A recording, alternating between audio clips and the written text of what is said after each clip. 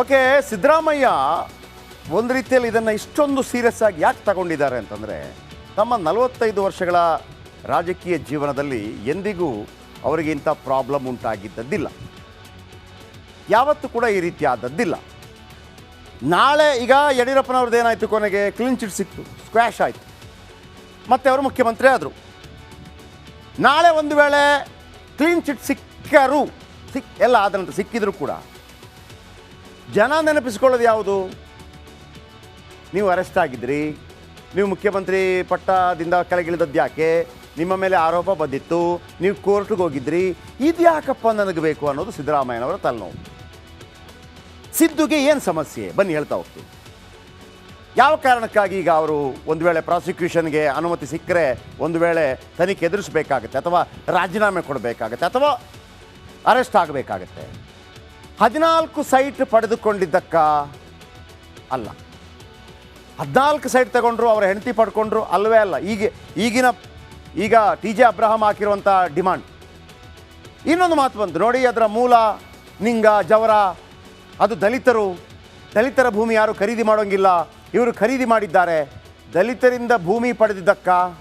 ಅದಕ್ಕೂ ಅಲ್ಲ. ಸರಿ, ಹಾಗಿದ್ರೆ ಇನ್ಯಾವುದು? ವಾಲ್ಮೀಕಿ ನಿಗಮದ 89 ಕೋಟಿ ಹಗರಣ ಆಯ್ತಲ್ಲ, ಹೌದು ಹಗರಣ ಆಗಿದೆ, ಯಾರನ್ನು ಕೂಡ ಬಚಾವ್ ಮಾಡುವ ಪ್ರಶ್ನೆ ಇಲ್ಲ ಅಂತ ಸಿದ್ದರಾಮಯ್ಯ ಸದನದಲ್ಲಿ ಹೇಳಿದ್ರಲ್ಲ, ಅದಕ್ಕೂ ಅಲ್ಲ. ಹಾಗಿದ್ರೆ 14 ಸೈಟ್ ಅಲ್ಲ, ದಲಿತರಿಂದ ಭೂಮಿ ಪಡೆದದ್ದಕ್ಕಲ್ಲ, ವಾಲ್ಮೀಕಿ ನಿಗಮದ ಕಾರಣಕ್ಕಲ್ಲ, ಇನ್ಯಾಕೆ? ಈಗ ಹೇಳ್ತೀನಿ. ಆ 14 ಸೈಟು ಪಡೆದುಕೊಂಡ ರೀತಿಗೆ, ಹೌದಾ? ಹೆಂಗೆ ಪಡ್ಕೊಂಡ್ರಿ ನೀವು? ಪಡ್ಕೊಂಡಿದ್ದು ಕರೆಕ್ಟ್ ಇದೆ, ಪಡ್ಕೊಂಡದ್ದು ಹೇಗೆ? ಎಸ್, ಭೂಮಿ ಪಡೆದುಕೊಂಡ ರೀತಿ, ಅಲ್ಲಿ ಅವ್ಯವಹಾರ ಆಗಿದೆ, ಅಲ್ಲಿ ಅಧಿಕಾರ ದುರುಪಯೋಗ ಆಗಿದೆ, ಅಲ್ಲಿ ನಿಮ್ಮ ಒತ್ತಡ ನಡೆದಿದೆ, ಅಲ್ಲಿ ಕೆಲವು ತಪ್ಪು ಸಹಿಗಳಾಗಿದೆ. ಅರ್ಥ ಆಯ್ತಲ್ಲ? ಓಕೆ, ಈಗ TJ ಅಬ್ರಹಾಂ ಅವರ ಬೇಡಿಕೆ ಏನು? ಎಸ್, ರಾಜ್ಯ ಕಾಂಗ್ರೆಸ್ ಸರ್ಕಾರಕ್ಕೆ ಹೊಸ ಸಂಕಷ್ಟ ಶುರುವಾಗಿದೆ. ಯಾವಾಗ ಮುಡಾ ಹಗರಣ, ಏನು ಮುಡಾ ಹಗರಣ? ಅದೇ ಮುಖ್ಯಮಂತ್ರಿಯವರ ಪತ್ನಿ 14 ಸೈಟ್ ಪಡ್ಕೊಂಡಿದ್ದಾರೆ, ಅದು ಕಾನೂನು ಬಾಹಿರ, ವಗೇರೆ ಅಲ್ಲಿ ನಿವೇಶನ ಆಗಿತ್ತು, ಇದೆಲ್ಲ ನೀವು ಕೇಳಿದ್ದೀರಲ್ವಾ? ಇದೆಲ್ಲ ಒಂದು ಕೊನೆಯ ಹಂತಕ್ಕೆ ಬಂದಿದೆ.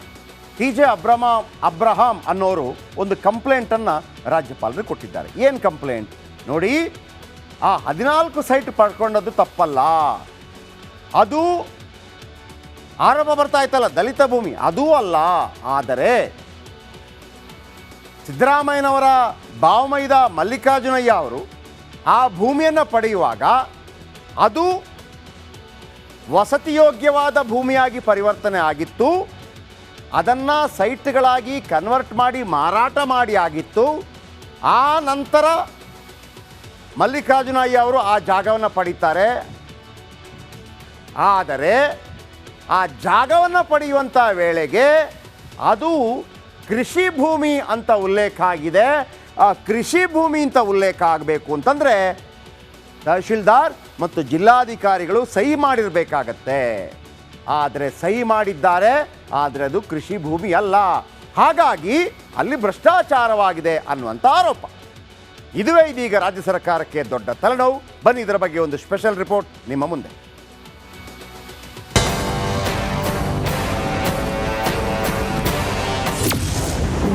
ಸಿಎಂ ಕೊರಳಿಗೆ ಮೂಡ ಹಗರಣದ ಉರುಳು. ಒಂದೇ ದಿನದಲ್ಲಿ ಉತ್ತರ ಕೊಡ್ತಾರಾ ಸಿದ್ದರಾಮಯ್ಯ? ಸಿಎಂ ಸಿದ್ದರಾಮಯ್ಯಗೆ ಅವರ ಸತಿ ಪಡ್ಕೊಂಡಿದ್ದ ಮೂಡ ಸೈಟ್ ದೊಡ್ಡ ಸಂಕಷ್ಟ ತಂದೊಡ್ಡಿದೆ. ಅದು ಯಾವ ಮಟ್ಟಿಗೆ ಅಂದ್ರೆ ಮುಖ್ಯಮಂತ್ರಿ ಕುರ್ಚಿ ಅಲುಗಾಡುವ ಮಟ್ಟಿಗೆ. ಹೌದು, ಸಿದ್ದರಾಮಯ್ಯ ಪತ್ನಿ ಪಾರ್ವತಿ ಅವರಿಗೆ ಮೂಡ ನಿವೇಶನ ಹಂಚಿಕೆ ಆರೋಪಕ್ಕೆ ಸಂಬಂಧಪಟ್ಟಂತೆ ರಾಜ್ಯಪಾಲ ತಾವರ್ ಚಂದ್ ಗೆಹ್ಲೋಟ್ ಉತ್ತರ ಬಯಸಿದ್ದಾರೆ. ಸರ್ಕಾರದ ಮುಖ್ಯ ಕಾರ್ಯದರ್ಶಿಗೆ ಹೆಚ್ಚಿನ ಮಾಹಿತಿ ಜೊತೆಗೆ ವರದಿ ಸಲ್ಲಿಸುವಂತೆ ಸೂಚನೆ ಕೊಟ್ಟಿದ್ದಾರೆ. ಬೆಳಗ್ಗೆ ಬ್ರೇಕ್ಫಾಸ್ಟ್ ಮೀಟಿಂಗ್ ಕರೆದ ಸಿಎಂ. ತಮ್ಮ ಕುರ್ಚಿ ಅಲುಗಾಡ್ತಾ ಇದೆ ಅನ್ನೋ ಮುನ್ಸೂಚನೆ ಸಿಕ್ಕ ಬೆನ್ನಲ್ಲೇ ಸಿದ್ದರಾಮಯ್ಯ ಅಲರ್ಟ್ ಆದ್ರು. ಎಲ್ಲ ಸಚಿವರ ಜೊತೆ ಬ್ರೇಕ್ಫಾಸ್ಟ್ ಮೀಟಿಂಗ್ ನಡೆಸಿದ್ರು. ವಿಪಕ್ಷಗಳ ವಿರುದ್ಧ ರಣತಂತ್ರ ರೂಪಿಸಲು ಸಂಪುಟ ಸಹೋದ್ಯೋಗಿಗಳ ಜೊತೆ ಚರ್ಚೆ ನಡೆಸಿದ್ರು. ಇದೇ ಮೊದಲ ಬಾರಿಗೆ ಸಿಎಂ ಸಿದ್ದರಾಮಯ್ಯ ಅನುಪಸ್ಥಿತಿಯಲ್ಲಿ ಸಚಿವ ಸಂಪುಟ ಸಭೆ ನಡೆಯಿತು. ಮೈತ್ರಿ ವರಿಯರೆಲ್ಲ ಸೇರಿ ರಾಜ್ಯಪಾಲರು ನೀಡಿರುವ ನೋಟಿಸ್ ಹಿಂಪಡೆಯುವಂತೆ ಒತ್ತಾಯಿಸಿ ನಿರ್ಣಯ ಕೈಗೊಂಡ್ರು.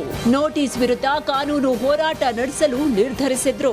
ಇವತ್ತು ಗೌರವಾನ್ವಿತ ಮುಖ್ಯಮಂತ್ರಿಗಳು ಕ್ಯಾಬಿನೆಟ್ ಮೀಟಿಂಗ್ಗೆ ಬರಬೇಕಾಗಿತ್ತು. ಈ ಸಬ್ಜೆಕ್ಟ್ ಅನ್ನು ನಾವು ದೀರ್ಘವಾಗಿ ಕಾನೂನುಬದ್ಧವಾಗಿ ಕಾನೂನು ಚೌಕಟ್ಟಿನಲ್ಲಿ ಅನೇಕ ರಾಷ್ಟ್ರೀಯ ಕೋರ್ಟ್ಗಳಲ್ಲಿ ಬಂದಂಥ ಜಡ್ಜ್ಮೆಂಟ್ಗಳನ್ನು ಎಲ್ಲ ಕೂಡ ಗಮನಿಸಿ ಇವನ್ನೆಲ್ಲ ಕೂಡ ಬಹಳ ದೀರ್ಘವಾಗಿ ಸುಮಾರು 3 ಗಂಟೆಗಳ ಕಾಲ ನಾವೆಲ್ಲ ಚರ್ಚೆಯನ್ನು ನಾವು ಮಾಡಿ ಒಂದು ತೀರ್ಮಾನಕ್ಕೆ ನಾವು ಬಂದಿದ್ದೇವೆ. ಅಬ್ರಹಾಂ ಕೊಟ್ಟಿರೋ ಪತ್ರನೂ ಒಂದು 100 ಪೇಜ್ ಮೇಲಿದೆ, 150-200 ಪೇಜ್ ಮೇಲಿದೆ. ಅದನ್ನು ಓದಕ್ಕೆ ಎಷ್ಟು ಟೈಮ್ ಬೇಕು ಅನ್ನೋದು ನಾನೇನು ನಿಮ್ಗೇನು ಹೆಚ್ಚಿಗೆ ಹೇಳಬೇಕಾದ್ದೇನಿಲ್ಲ.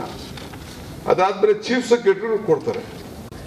ಈ ಮಧ್ಯದಲ್ಲಿ ಚೀಫ್ ಸೆಕ್ರೆಟರಿ ಏನು ಕೊಟ್ಟಿದ್ದಾರೆ ಅಂತ ಓದಕ್ಕಿಂತ ಮುಂಚಿತವಾಗಿ ಮುಖ್ಯಮಂತ್ರಿಗಳಿಗೆ ಶೋಕಾಸ್ ನೋಟಿಸ್ ಅನ್ನ ಕೊಡ್ತಾರೆ. ಒಬ್ಬ ರಾಜ್ಯದ ಮುಖ್ಯಮಂತ್ರಿನ ನೀವು ಬದಲಾವಣೆ ಮಾಡಬೇಕು, ಸರ್ಕಾರನೇ ತೆಗಿಬೇಕು, ಈ ದೇಶದ 136 ಸೀಟ್ ಕೊಟ್ಟಂತ ಜನತೆಗೆ, ಕನ್ನಡ ನಾಡಿನ ಜನತೆಗೆ ಆಶೀರ್ವಾದ ಮಾಡಿದಂತ ಈ ಒಂದು ಸರ್ಕಾರನ ತೆಗಿಬೇಕು ಅಂತ ಹೊರಟಿದಿರಲ್ಲ, ದಿಸ್ ಇಸ್ ನಾಟ್ ಪಾಸಿಬಲ್. ಇದು ಸಾಧ್ಯ ಇಲ್ಲ. ಮೂಡ ಹಗರಣ ಸಿದ್ದರಾಮಯ್ಯಗೆ ಟೆನ್ಷನ್ ತಂದಿಟ್ಟಿದೆ. ನಾಳೆ ಸಿಎಂ ಯಾವ ರೀತಿ ಉತ್ತರ ಕೊಡ್ತಾರೋ ಕಾದ್ ನೋಡ್ಬೇಕು. Political bureau, republic Kannada. Okay, Siddaramaiah ಒಂದು ರೀತಿಯಲ್ಲಿ ಇದನ್ನು ಇಷ್ಟೊಂದು ಸೀರಿಯಸ್ ಆಗಿ ಯಾಕೆ ತಗೊಂಡಿದ್ದಾರೆ ಅಂತಂದರೆ, ನಮ್ಮ 45 ವರ್ಷಗಳ ರಾಜಕೀಯ ಜೀವನದಲ್ಲಿ ಎಂದಿಗೂ ಅವರಿಗೆ ಇಂಥ ಪ್ರಾಬ್ಲಮ್ ಉಂಟಾಗಿದ್ದದ್ದಿಲ್ಲ. ಯಾವತ್ತೂ ಕೂಡ ಈ ರೀತಿ ಆದದ್ದಿಲ್ಲ. ನಾಳೆ ಈಗ ಯಡಿಯೂರಪ್ಪನವ್ರದ್ದು ಏನಾಯಿತು, ಕೊನೆಗೆ ಕ್ಲೀನ್ ಚಿಟ್ ಸಿಕ್ತು, ಸ್ಕ್ವ್ಯಾಶ್ ಆಯಿತು, ಮತ್ತೆ ಅವರು ಮುಖ್ಯಮಂತ್ರಿ ಆದರು. ನಾಳೆ ಒಂದು ವೇಳೆ ಕ್ಲೀನ್ ಚಿಟ್ ಎಲ್ಲ ಆದಂತ ಸಿಕ್ಕಿದ್ರು ಕೂಡ ಜನ ನೆನಪಿಸ್ಕೊಳ್ಳೋದು ಯಾವುದು? ನೀವು ಅರೆಸ್ಟ್ ಆಗಿದ್ರಿ, ನೀವು ಮುಖ್ಯಮಂತ್ರಿ ಪಟ್ಟದಿಂದ ಕೆಳಗಿಳಿದದ್ದು ಯಾಕೆ, ನಿಮ್ಮ ಮೇಲೆ ಆರೋಪ ಬಂದಿತ್ತು, ನೀವು ಕೋರ್ಟ್ಗೆ ಹೋಗಿದ್ರಿ, ಇದ್ಯಾಕಪ್ಪ ನನಗೆ ಬೇಕು ಅನ್ನೋದು ಸಿದ್ದರಾಮಯ್ಯನವರ ತಲೆನೋವು. ಸಿದ್ದುಗೆ ಏನು ಸಮಸ್ಯೆ ಬನ್ನಿ ಹೇಳ್ತಾ ಹೋಗ್ತೀನಿ. ಯಾವ ಕಾರಣಕ್ಕಾಗಿ ಈಗ ಅವರು ಒಂದು ವೇಳೆ ಪ್ರಾಸಿಕ್ಯೂಷನ್ಗೆ ಅನುಮತಿ ಸಿಕ್ಕರೆ ಒಂದು ವೇಳೆ ತನಿಖೆ ಎದುರಿಸಬೇಕಾಗತ್ತೆ, ಅಥವಾ ರಾಜೀನಾಮೆ ಕೊಡಬೇಕಾಗತ್ತೆ, ಅಥವಾ ಅರೆಸ್ಟ್ ಆಗಬೇಕಾಗತ್ತೆ. 14 ಸೈಟ್ ಪಡೆದುಕೊಂಡಿದ್ದಕ್ಕ ಅಲ್ಲ, 14 ಸೈಟ್ ತಗೊಂಡ್ರು, ಅವರ ಹೆಂಡತಿ ಪಡ್ಕೊಂಡ್ರು ಅಲ್ಲವೇ ಅಲ್ಲ. ಈಗ TJ ಅಬ್ರಹಾಂ ಹಾಕಿರುವಂಥ ಡಿಮಾಂಡ್. ಇನ್ನೊಂದು ಮಾತು ಬಂತು ನೋಡಿ, ಅದರ ಮೂಲ ನಿಂಗ ಜವರ, ಅದು ದಲಿತರ ಭೂಮಿ ಯಾರು ಖರೀದಿ ಮಾಡೋಂಗಿಲ್ಲ, ಇವರು ಖರೀದಿ ಮಾಡಿದ್ದಾರೆ. ದಲಿತರಿಂದ ಭೂಮಿ ಪಡೆದಿದ್ದಕ್ಕ? ಅದಕ್ಕೂ ಅಲ್ಲ. ಸರಿ, ಹಾಗಿದ್ರೆ ಇನ್ಯಾವುದು? ವಾಲ್ಮೀಕಿ ನಿಗಮದ 89 ಕೋಟಿ ಹಗರಣ ಆಯ್ತಲ್ಲ, ಹೌದು ಹಗರಣ ಆಗಿದೆ, ಯಾರನ್ನು ಕೂಡ ಬಚಾವ್ ಮಾಡೋ ಪ್ರಶ್ನೆ ಇಲ್ಲ ಅಂತ ಸಿದ್ದರಾಮಯ್ಯ ಸದನದಲ್ಲಿ ಹೇಳಿದ್ರಲ್ಲ, ಅದಕ್ಕೂ ಅಲ್ಲ. ಹಾಗಿದ್ರೆ 14 ಸೈಟ್ ಅಲ್ಲ, ದಲಿತರಿಂದ ಭೂಮಿ ಪಡೆದದ್ದಕ್ಕಲ್ಲ, ವಾಲ್ಮೀಕಿ ನಿಗಮದ ಕಾರಣಕ್ಕಲ್ಲ, ಇನ್ಯಾಕೆ? ಈಗ ಹೇಳ್ತೀನಿ. ಆ 14 ಸೈಟು ಪಡೆದುಕೊಂಡ ರೀತಿಗೆ, ಹೌದಾ? ಹೆಂಗೆ ಪಡ್ಕೊಂಡ್ರಿ ನೀವು? ಪಡ್ಕೊಂಡಿದ್ದು ಕರೆಕ್ಟ್ ಇದೆ, ಪಡ್ಕೊಂಡದ್ದು ಹೇಗೆ?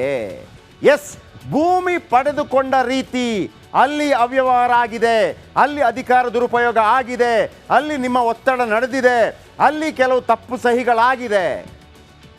ಅರ್ಥ ಆಯ್ತಲ್ಲ? ಓಕೆ. ಈಗ TJ ಅಬ್ರಹಾಂ ಅವರ ಬೇಡಿಕೆ ಏನು?